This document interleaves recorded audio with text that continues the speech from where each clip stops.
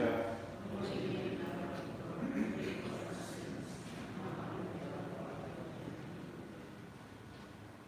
Saint Fire Weekend. In the name of the Father, and the Son, and the Holy Spirit. Amen.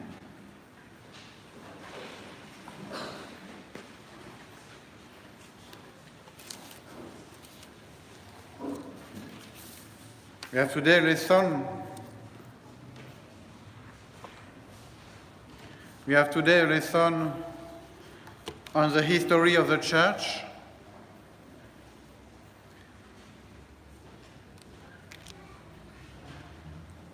To see how has this Church been since 2000 years, practically, the different steps in the growth of the Catholic Church.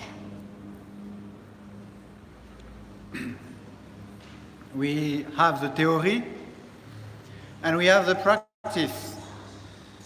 The theory, we have said what was the doctrine taught by the Apostle, how it should happen. And in this image we can see that we have Christ sending his apostle, preach the gospel to every creature. Let us see how it has been done. And actually, we can see that after 2000 years, in spite of all kinds of contradiction and persecution, the Church, under the guidance of the Holy Ghost, has prayed all over the world and continues to do so. The Church has obeyed strictly the command of our Lord to the apostles, go and make disciples of all nations.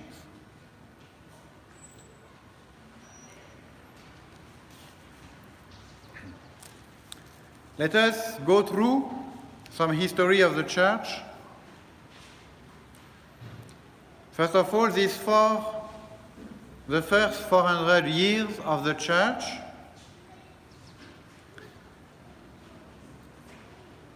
We see the apostles first going in various countries in order to carry out Christ's command to teach.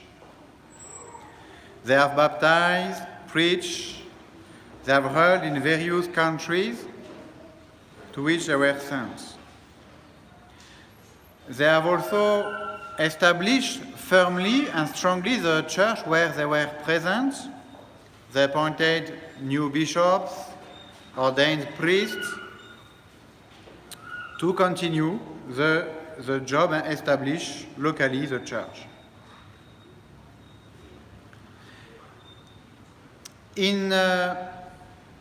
According to the human wisdom, it should not have succeeded. These men were poor, ignorant. They were just fishermen from the lake, you know. This is what they were, all of them, fishermen from the lake. And we know what it is. It's very simple persons.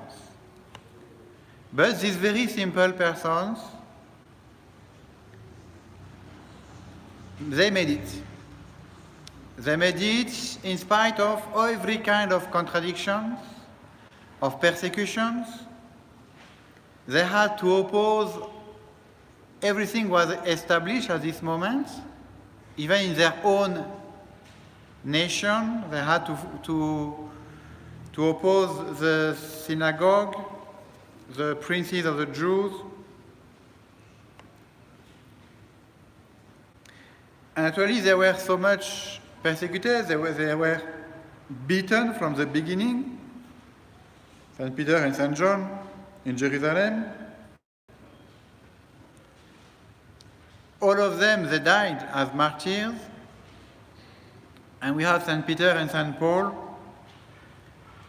who died in Rome in 63 or 67.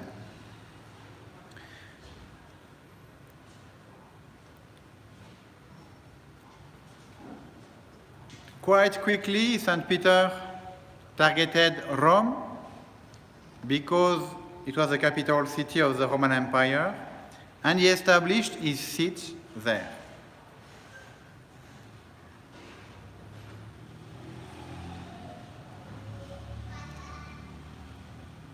The situation at these moments, somehow the world was ready to receive the truth because it was lacking so much of the truth.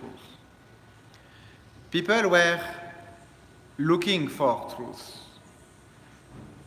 Just in Rome, you can have more than 30,000 god or goddess were worshipped. So many different kind of religions with very huge immorality.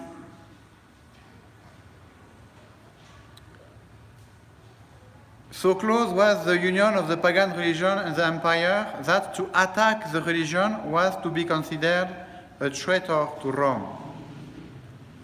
And we can see in the first centuries, the Roman Empire was in danger, attacked by many enemies from all around.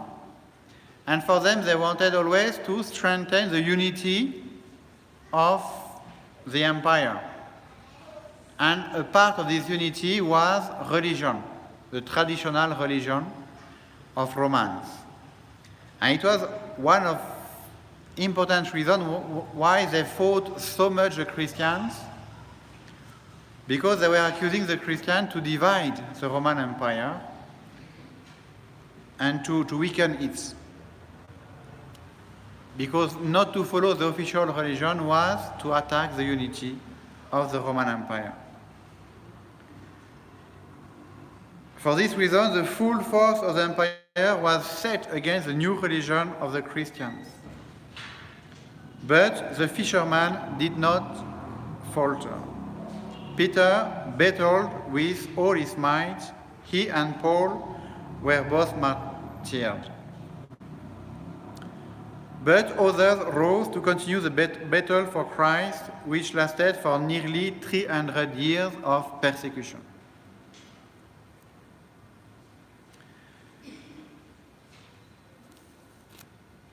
You had no human reason to become a Christian at this time. It was only problems, suffering, persecution, and death. And still the number of Christians was growing every day, and the religion was spreading everywhere in the Roman Empire. And we can even see that St. Paul himself asked the Roman to greet for him the people of the house of Caesar, of the emperor. It means very quickly, even during the life of the apostles, the religion was already spread in the house of the emperor.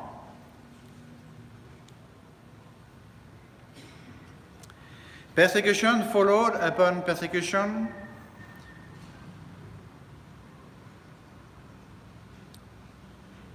We have the one under Nero, 64-68, Diocletian, but you had so many other ones.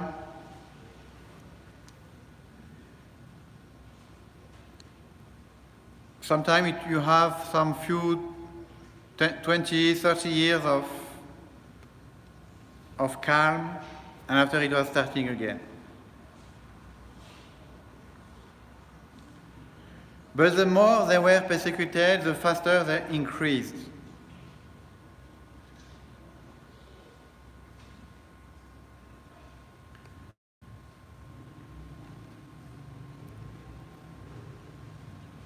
Tertullian says, the blood of martyrs is the seed of Christianity. That has always been the case.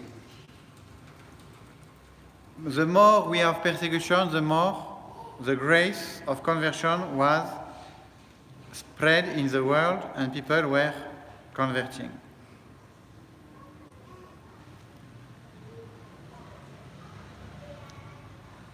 At last, in 313,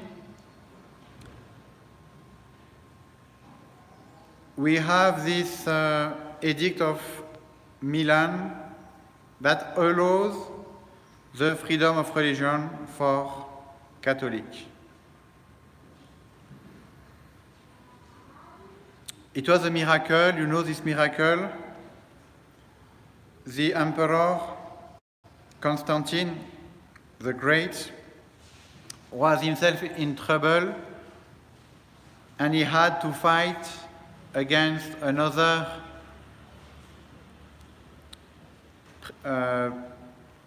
emperor who wanted to take the whole power in the Roman Empire.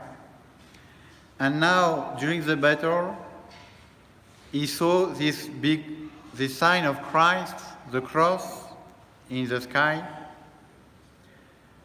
And he received this message, "You will, in this sign, thou shalt conquer. Inox signo vinces. The cross will be your victory." And he made the standards of the army with this sign, the sign of the cross, the labarum, and he got a miraculous victory. And after that, is where now he allowed the Christian religion.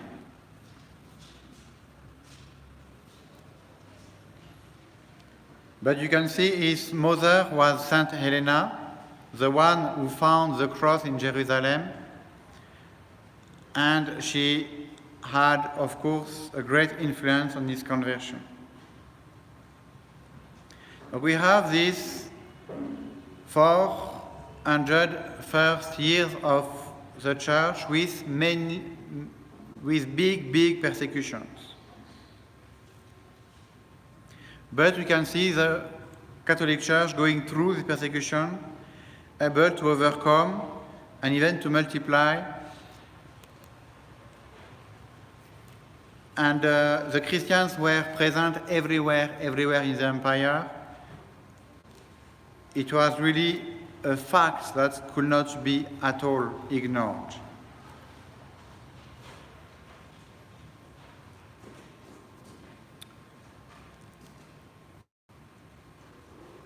The second step in this history of the Church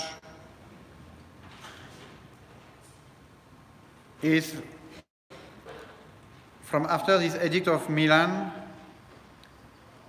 we started to have great invasions from barbarians.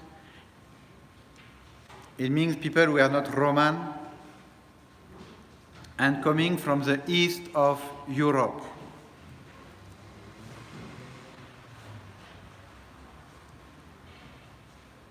All these Huns, Goths, Vandals, Visigoths, numbering millions, started moving from the north and the east into the civilized European countries, Roman Empire.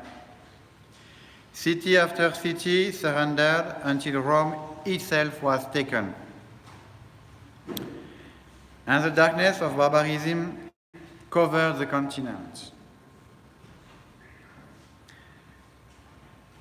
But the missionaries and teachers of the church mingled with the barbarians, returned with them to their countries, and brought light once more out of darkness.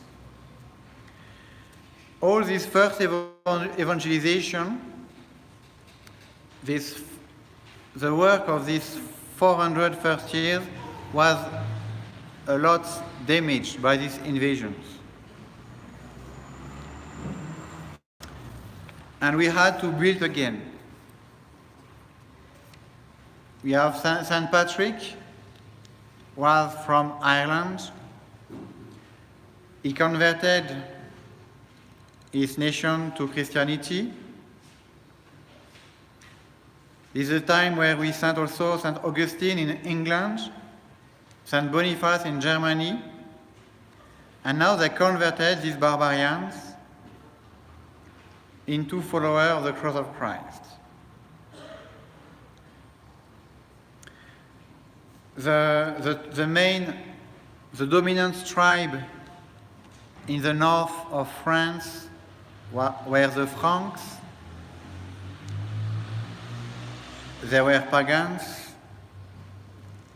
And now their king Clovis was converted by the bishop Remy, Saint Remy, and he became the first Catholic king in Western Europe.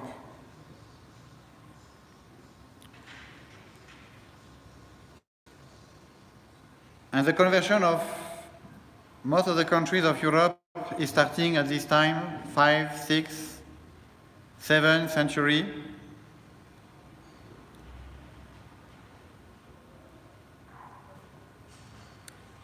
Extended in all Italy, Spain, France, Germany, England, Ireland.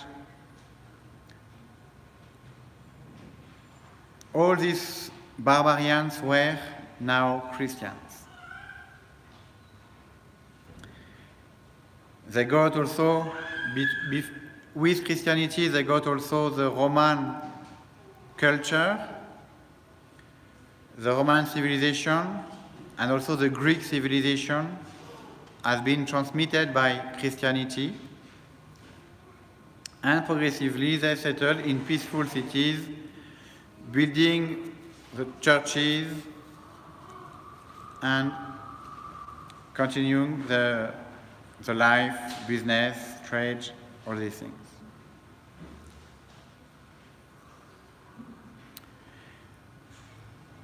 This was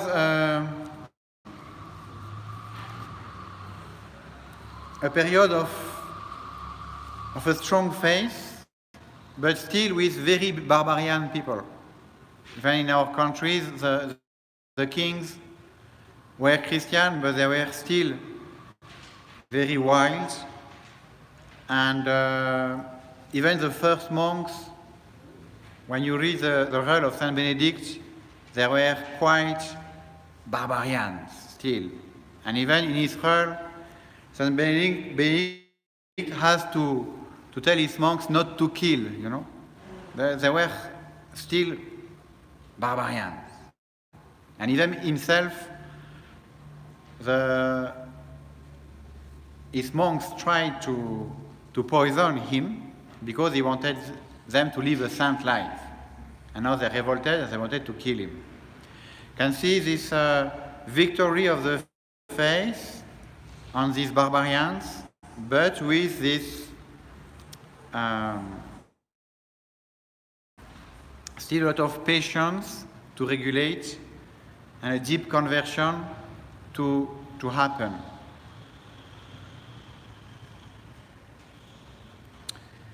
In the 7th century, we have Mohammed had begun to propagate his doctrines among the Arabian tribes.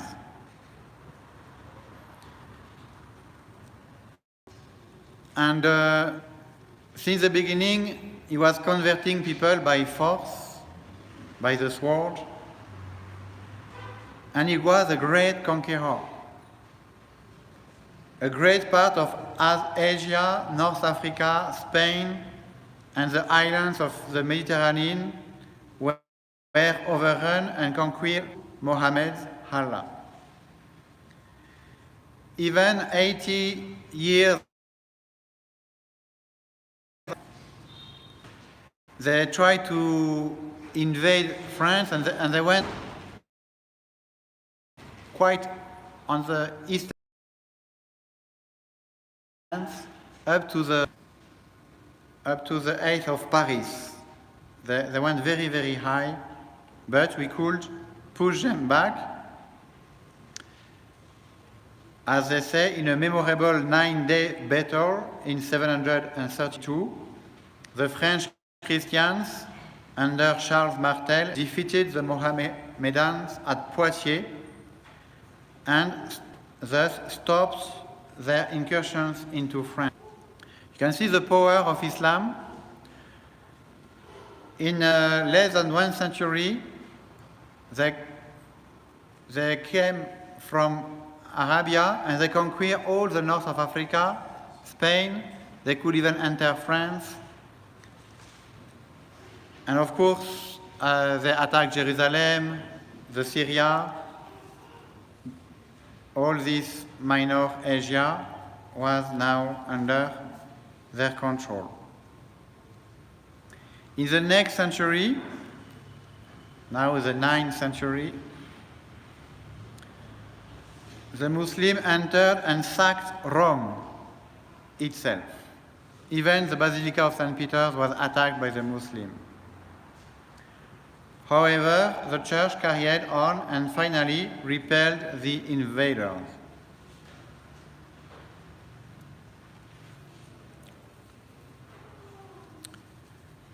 The fall of Jerusalem into the hands of the Mohammedans in the 11th century gave impetus to the Crusades, during which Christian armies went to free the holy places from the infidels.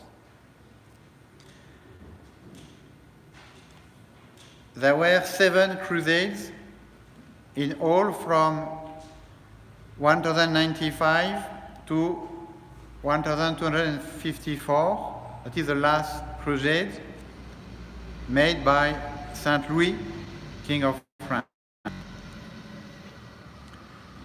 Among the outstanding leaders, we may mention Godfrey de Bouillon, Frédéric Barbarossa, Richard the Lion-Hearted, and Saint Louis of France. The Christianity at this moment, this time is what we call the Middle Age.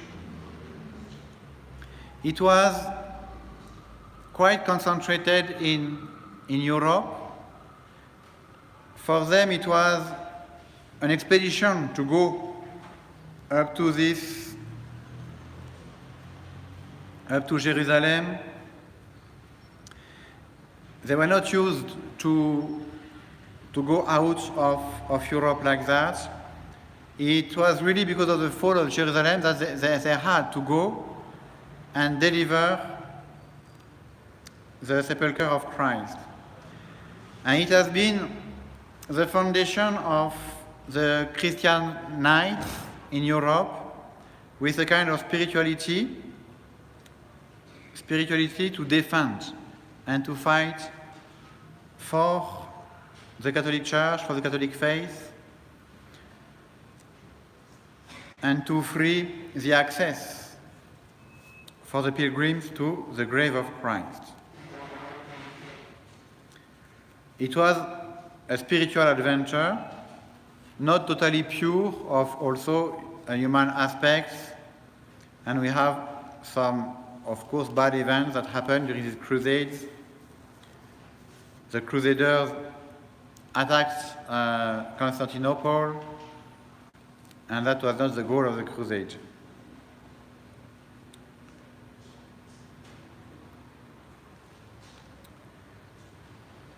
Now we are reaching the Middle Age. We say that the Middle Age usually with Saint Louis, Saint Thomas Aquinas, Saint Francis of Assisi. These ones are the main saints known at this moment. Saint Dominic, founder of Dominican, Saint Francis, of course, founder of Franciscan, Saint Thomas Aquinas, who is the prince of theology in the Catholic Church. That is the momentum where Christianity was the most spread in Europe and the most influence on our civilization. After that, we had a kind of decay.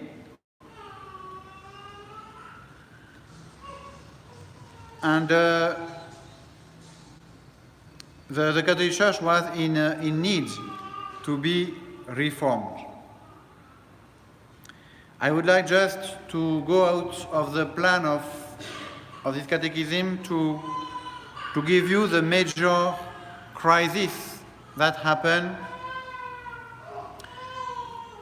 at this moment of the church, the most difficult moment we had to go through.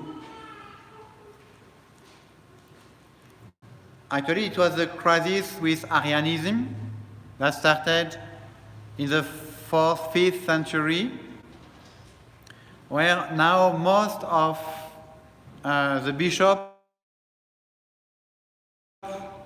were embracing this heresy. Even the Pope was accepting a bit, Pope Liber accepted something of this heresy being the fact that the second person of the Blessed Trinity, Christ, is not equal to the Father, but he is the first creature. That, of course, a direct attack against the dogma of the Blessed Trinity, against the divinity of Christ. And it took many, many centuries to get rid of this heresy.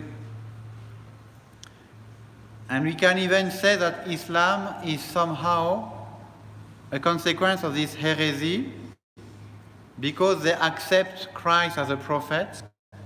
Even they say the Messiah, Christ, is the one who will judge the world at the end of the world, but that refused to adore him as God. And that was quite the position of Arianism. We can see that even Islam is a kind of Arianism.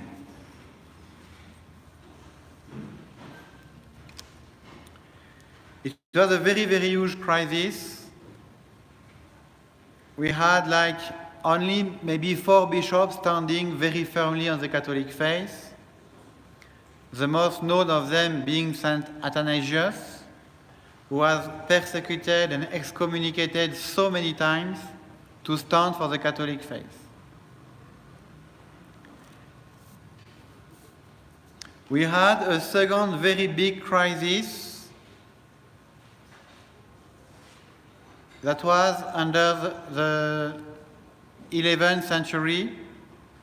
It was a big moral crisis in the clergy of the Catholic Church mainly, where priests and bishops were too much interested with money, and they were even selling sacraments that we call simonia, that is a very serious sin in the Catholic Church, making money with the spiritual goods. And they were also living very bad life, and cohabitation and even homosexuality was spread so much among the clergy. It was a time of big crisis, and we were in need of some saints to reform the church. Mainly we know Saint Peter Damian, who has been so strong, fighting against even the popes and the bishops for getting out of this crisis, for solving this crisis in the Catholic Church at this time.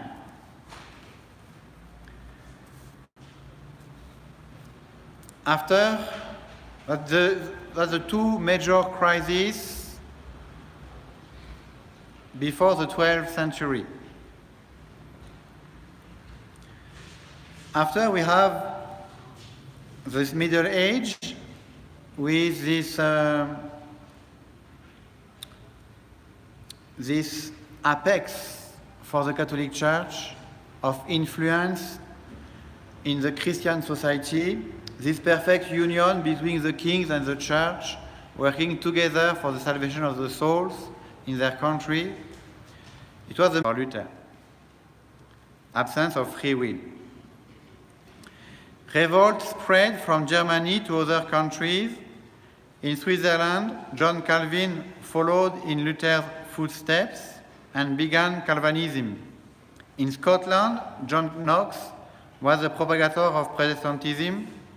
In England, Henry VIII's desire to change wives was the immediate cause for the establishment of the Anglican Church. Denmark, Holland, Norway, and Sweden were all swept into heresy by their rulers. But out of the pains of the Protestant revolt, the Church came forth stronger and purified. In the meantime, newly discovered countries were converted. The Portuguese and Spaniards were the pioneers in this missionary enterprise. The discoveries of new lands to which Catholic missionaries went resulted in the gain of more millions for the Church than had been lost in Protestantism. And actually, it's how South America became so Christian, how evangelization was spread by Portuguese and Spaniards. The last 400 years, many in Europe returned to the Church. More were gained in the Americas.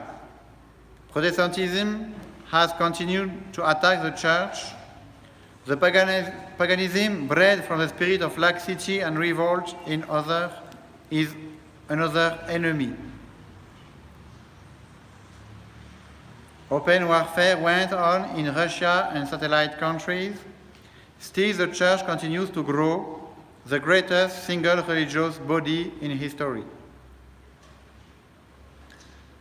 In 1954, missionaries of Mother Church can be found in the most remote portion of the globe, working patiently to bring souls to Christ. They go where no other foreigners would go. At that time, there were about 30,000 priests, 12,000 lay brothers, and 60,000 sisters working in the foreign missions. The missions were supervised and supported by the societies for the propagation of the faith. At present, now in 2023, we are more than 1,300,000,000 Catholics in all parts of the world, with an average increase of 18 million new Catholics per year. They are under the direction of some 415,800 priests, 1,800 priests, 5,200 prelates, and one head, the Pope. That's in 2016. They form the greatest body having a single religious faith. The different Protestant denominations number about 800 million altogether, but they are growing because there were only 200 million in 1950s. Also, the Greek Orthodox are a total of 260 million in our days. This is the history of the Church through all this growth. It has really spread. It is still there everywhere in the world through many crises. But still, the fight continues, and the Church is still present, the same, and continue to spread all over the world.